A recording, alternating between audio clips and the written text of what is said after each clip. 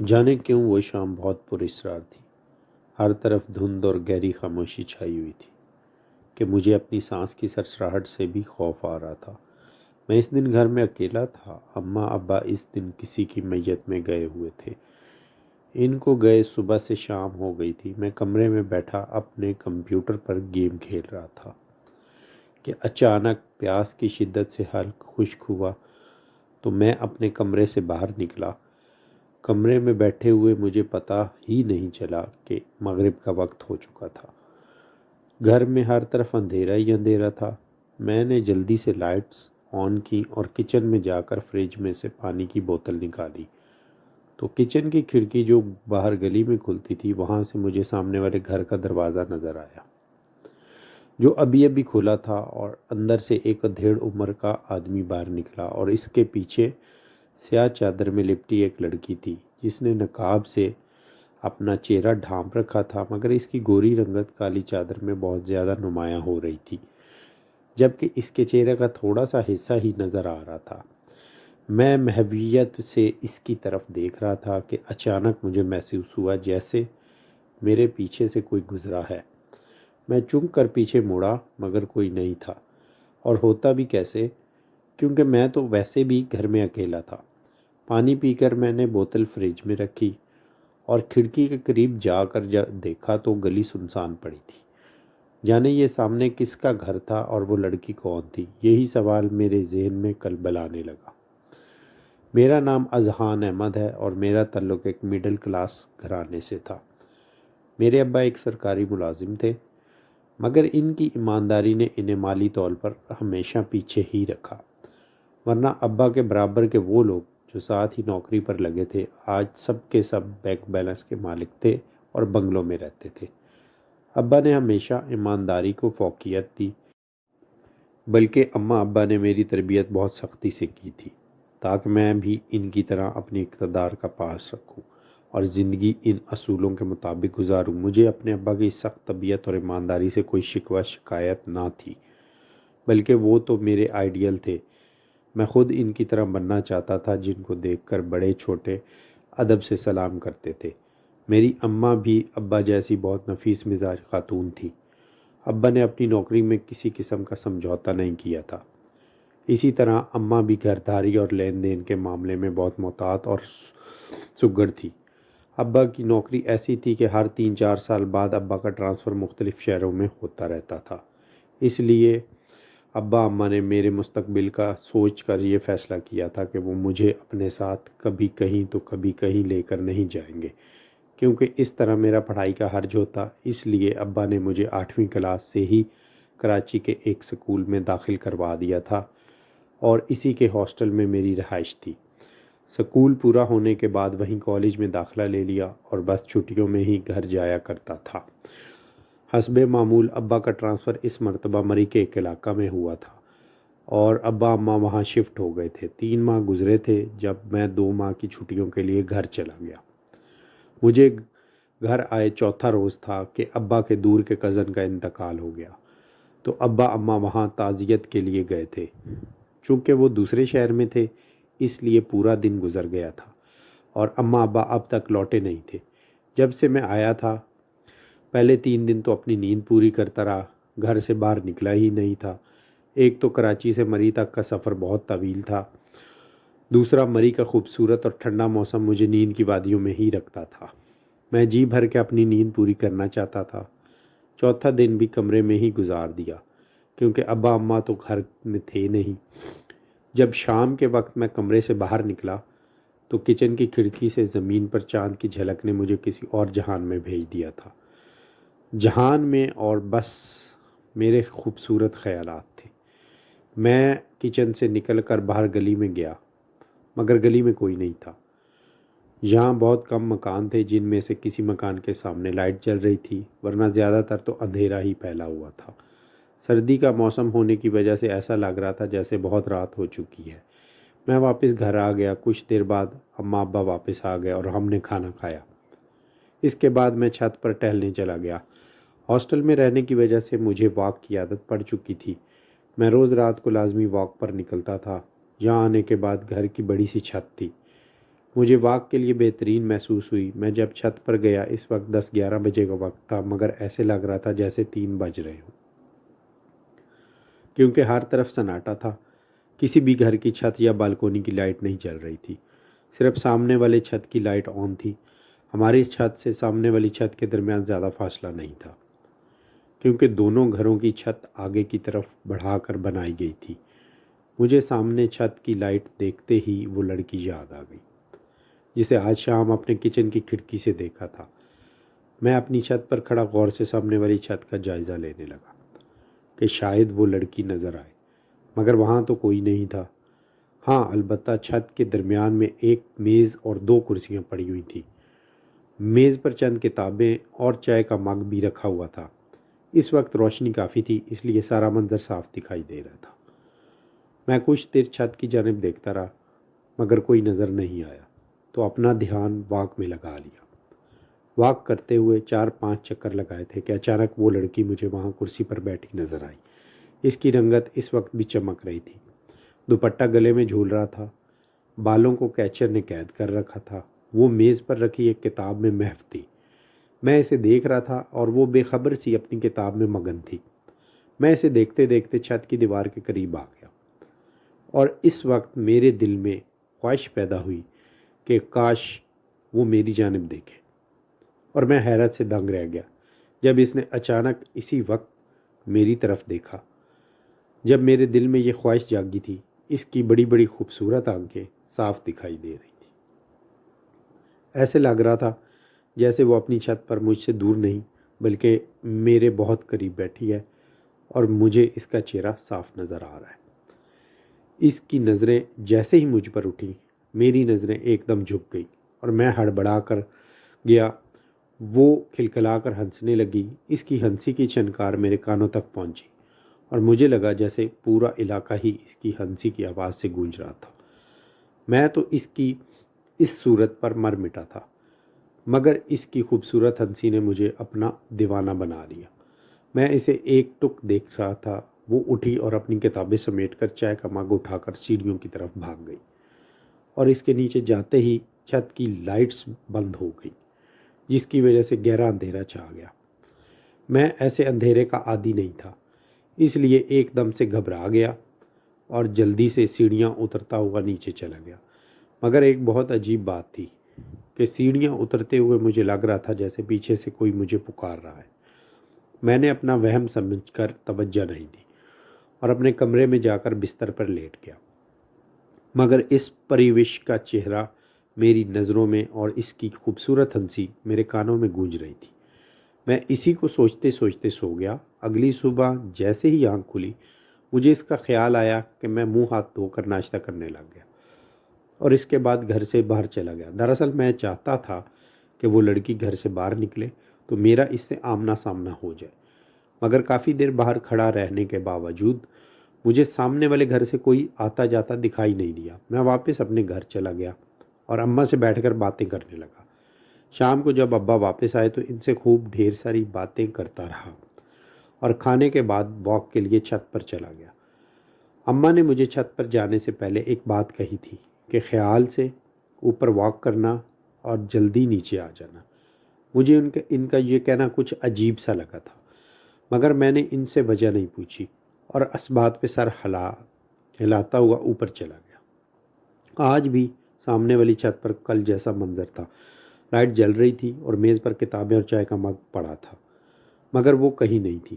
میں واک کرنے لگ گیا تو کچھ دیر بعد وہ کرسی پر بیٹھی نظر آئی، اور پھر بالکل کل کی طرح ہوا جب میں نے دل پہ چاہا کہ وہ میری طرف دیکھے تو اس نے فوراً میری طرف دیکھا، مگر آج میں چونکہ گھبرایا نہیں تھا، وہ اٹھی اور دیوار کی طرف آ گئی۔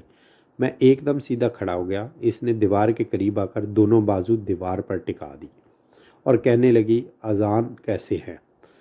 آپ اس کے منہ سے اپنا نام سن کر میں بہت حیران ہو گیا۔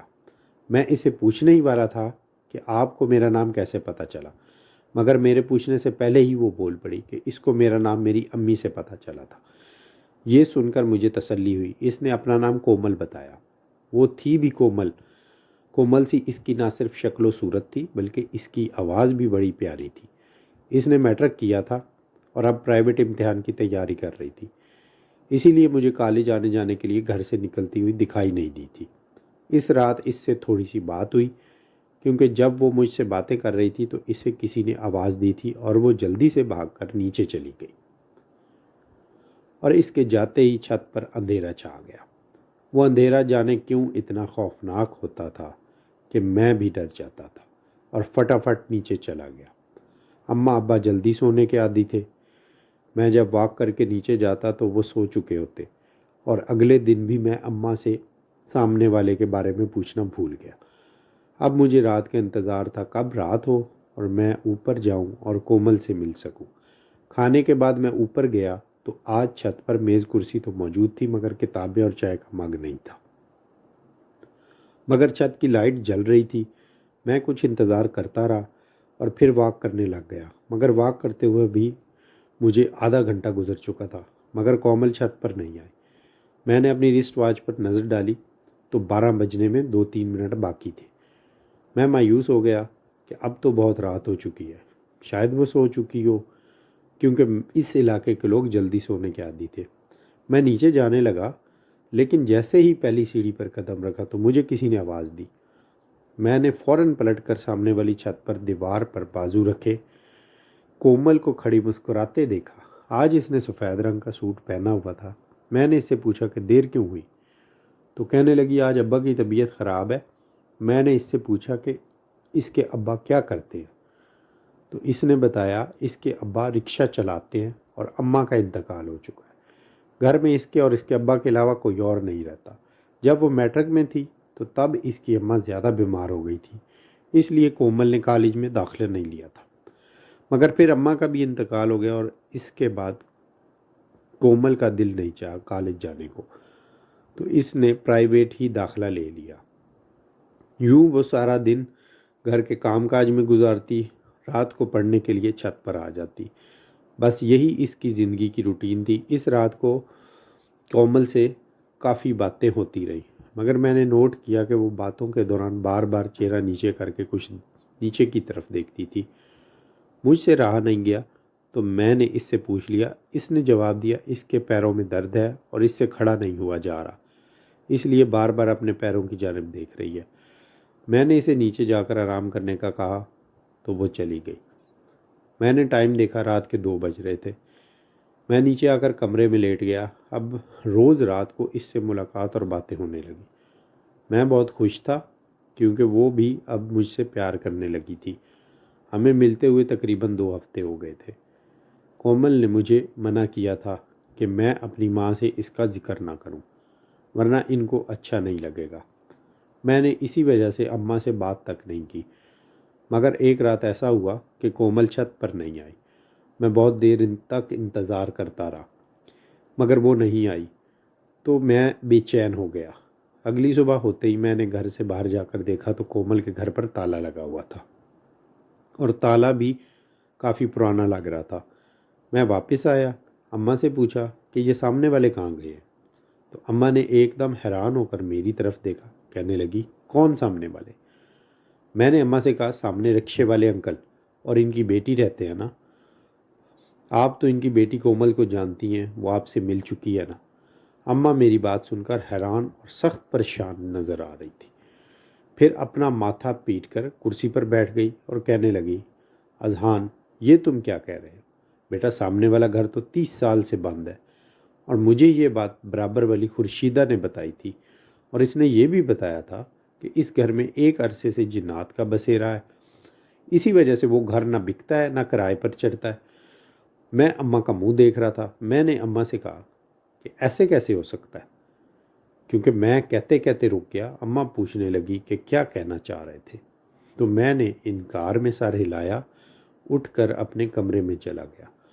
مجھے یقین نہیں آیا تھا کہ جو کچھ اماں نے بتایا ہے وہ سچ ہے، اس لیے جب اماں ابا رات کو سوئے تو میں چھت پر چلا گیا۔ آج چھت پر لائٹ نہیں جل رہی تھی، میں پھر بھی بے چینی سے چھت پر ٹہلتا رہا۔ اندھیرا تھا، اس لیے مجھے کچھ ٹھیک سے دکھائی نہیں دے رہا تھا، مگر مجھے محسوس ہوا کہ جیسے سامنے والے گھر میں کوئی نہ کوئی موجود ہے۔ جو تھا چھت پر آیا ہے۔ میں نے آواز بھی دی مگر مجھے کوئی جواب نہ ملا، تو میں نیچے اپنے کمرے میں چلا گیا۔ کافی دیر بعد بھی جب مجھے چین نہیں آیا تو میں ٹارچ لے کر گلی میں نکل گیا۔ رات کے 3 بج رہے تھے اور مجھے یہ دیکھ کر عجیب سی حیرت ہوئی کہ گھر کے دروازے پر تالا نہیں تھا۔ میں نے ہاتھ سے دروازہ کھولا تو دروازہ فوراً اندر کی طرف کھل گیا۔ میں دھیرے دھیرے اندر کی جانب جا رہا تھا کیونکہ آنگن اور برآمدے میں بالکل اندھیرا تھا۔ اس گھر کے آنگن میں درخت تھے جن کے پتے ٹوٹ پھوٹ کر پورے صحن میں بکھرے ہوئے تھے۔ یہ کافی بڑا گھر تھا۔ میں برآمدے میں جب پہنچا تو بائیں جانب بالکل سامنے کی طرف ایک دروازے سے روشنی آ رہی تھی۔ میں دروازے کے قریب پہنچ گیا۔ تھوڑا سا دروازہ کھلا ہوا تھا۔ میں نے پورا کھول کر اندر داخل ہوا تو حیران رہ گیا۔ وہ پورا کمرہ بہت خوبصورتی سے سجا ہوا تھا۔ کمرے کے درمیان میں ایک بڑا میز تھا، اس پر کیک پڑا تھا اور کچھ تحائف بھی رکھے ہوئے تھے۔ پورے کمرے میں بھینی بھینی سی خوشبو آ رہی تھی اور کمرے کے اندر ایک اور دروازہ تھا۔ میں وہ کھول کر اندر گیا تو وہاں بھی سجا سجایا ایک دوسرا کمرہ تھا۔ میں کچھ دیر کھڑا چیزوں کا جائزہ لیتا رہا۔ پھر مجھے محسوس ہوا جیسے باہر والا دروازہ بند ہوا ہے۔ میں فٹافٹ اندرونی کمرے سے باہر والے کمرے میں پہنچا تو اتنے میں کمرے کے بیرونی دروازے سے 2 نفوس اندر داخل ہوئے۔ ان میں سے ایک کو تو میں کسی بھی روپ میں پہچان سکتا تھا کیونکہ وہ کومل تھی، مگر دوسری عورت کون تھی وہ میں نہیں جانتا تھا۔ وہ دونوں سخت پریشانی کے عالم میں کھڑی مجھے دیکھ رہی تھی، جیسے ان کی بہت بڑی چوری پکڑی گئی تھی۔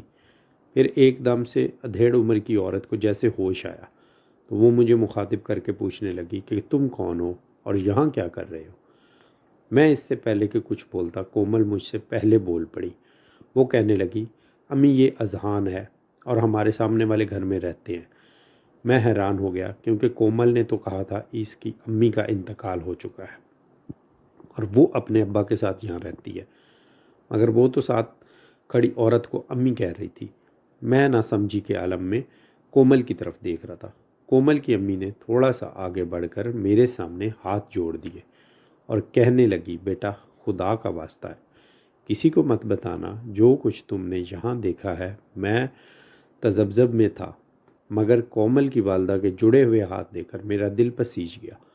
میں نے فوراً ان سے کہا کہ آپ پریشان نہ ہوں، میں کسی سے کچھ نہیں کہوں گا، مگر یہ سب کیا ہے اور کیا ماجرا ہے؟ میں یہ سوال اس لیے کر رہا تھا کیونکہ صبح ہی امی نے بتایا تھا کہ یہ گھر 30 سال سے بند ہے اور یہاں جنات کا سایہ ہے۔ اور پھر کومل تو بالکل ویسی ہی نظر آ رہی تھی جیسی وہ 2 ہفتوں سے روز مجھے مل رہی تھی، مگر اس کی والدہ کے بال بکھرے بکھرے سے تھے اور کپڑے بھی عجیب سے پہن رکھے تھے۔ دیکھنے سے معلوم ہوتا تھا جیسے وہ کوئی مانگنے والی عورت ہے۔ اسی لیے میں حیران پریشان سا تھا۔ کومل نے مجھے مخاطب کیا اور کہا، آپ بیٹھ جائیں، ہم آپ کو سب کچھ بتاتے ہیں۔ میں وہیں رکھے صوفے پر بیٹھ گیا۔ کومل کی والدہ میرے برابر والے صوفے پر بیٹھ گئی جبکہ کومل سامنے والی کرسی پر بیٹھ گئی تھی۔ کومل کی اماں نے بولنا شروع کیا۔ انہوں نے کہا، بیٹا میرا تعلق ایک ایسے خاندان سے ہے جہاں بیوہ عورت کے ساتھ اچھا سلوک نہیں کیا جاتا۔ اگر اس کے ساتھ بیٹی ہو تو پھر تو گویا جان ہی عذاب میں پھنس جاتی ہے۔ میں جب بیوہ ہوئی اس وقت کومل چھوٹی سی تھی اور اب یہ 22 سال کی ہو گئی ہے، مگر آج سے 30 سال پہلے جب میرے میاں نے یہ گھر خریدا تھا تو یہاں مشہور تھا کہ یہاں جنات کا بسیرا ہے جو کسی انسان کو اس گھر میں رہنے نہیں دیتے۔ میرے میاں ان باتوں کو نہیں مانتے تھے، اس لیے انہوں نے یہ گھر خرید لیا، مگر ابھی گھر کی مرمت کا کام جاری تھا کہ اس گھر کے پیچھے والے صحن میں کھدائی کروائی تو وہاں سے ایک لاش برآمد ہوئی جس کی وجہ سے میرے میاں ڈر گئے اور اس مکان کو کچھ عرصے کے لیے ایسے ہی چھوڑ کر دوسرا گھر کرائے پر لے لیا اور ہم وہیں رہنے لگ گئے، کیونکہ میرے سسرال والے جن خیالات کے مالک تھے ان کے ساتھ رہنا مشکل ہوتا جا رہا تھا اور میرے میاں کو یہ تسلی نہیں تھی کہ ان کے ہونے والی اولاد وہاں محفوظ رہے گی۔ اس لیے میرے میاں نے اپنا حصہ مانگ کر یہ گھر خریدا، پر ہم نہیں جانتے تھے کہ ہمیں یہاں رہنا کتنا بھاری پڑے گا۔ میں چونکہ ان دنوں امید سے تھی اس لیے کومل کے ابا نے یہاں رہنا مناسب نہ سمجھا، ہم کرائے پر رہنے لگے، مگر میرے یک کے بعد دیگرے 3 بچے پیدا ہوئے اور مرتے رہے۔ 5 سالوں میں میرے ہاں 3 بچوں کی پیدائش ہوئی تھی اور ہم کرائے کے گھر میں ہی رہتے تھے۔ ہم اپنے مرنے والے بچوں کی غم سے نڈھال تھے کہ ہم نے پلٹ کر اس گھر کی خبر تک نہ لی۔ یہ سالوں سے بند تھا اور بند ہی پڑا رہا، اور پھر جب شادی کے 8 سال بعد کومل پیدا ہوئی تو سارے خاندان نے باتیں بنائیں، کیونکہ وہ لوگ لڑکیوں کو پسند نہیں کرتے تھے، پر کومل کے ابا نے کسی کی نہ سنی۔ جب کومل 11 سال کی ہوئی تو ایک ایکسیڈنٹ میں کومل کے ابا کا انتقال ہو گیا، اور تب سے میرے سسرال والے میرے اس گھر کے پیچھے پڑ گئے، حالانکہ ان میں سے کوئی بھی کومل اور مجھے اپنانے اور ہمارا بوجھ اٹھانے کو تیار نہیں تھا۔ الٹا وہ لوگ کومل کی شادی ایسی جگہ کرنا چاہتے تھے جہاں سے ان کو ٹھیک ٹھاک پیسہ ملتا، مگر میں ماں تھی، میں کیسے کومل کی شادی اتنی کم عمر میں کروا دیتی؟ اس لیے میں نے کومل کو لے کر اکیلے رہنے کا فیصلہ کر لیا اور اس گھر کے بارے میں مشہور کر دیا کہ یہاں جنات ہیں، اور اس بات کو سچ ثابت کرنے کے لیے ہفتے 10 دن میں ایک مرتبہ رات گئے یہاں آ کر کچھ ایسا کر دیتی تھی کہ سب میرے بولے گئے جھوٹ کو سچ سمجھنا شروع کر دیں۔ ایسے ہی زندگی گزر گئی۔ میں نے دنیا سے اپنی کومل کو چھپاتی پھر رہی ہوں، مگر اس بے وقوف نے کچھ دن پہلے اوپر چھت پر تمہیں دیکھا اور تمہیں پسند کر بیٹھی، اور آج تم یہاں ہمارے سامنے کھڑے ہو۔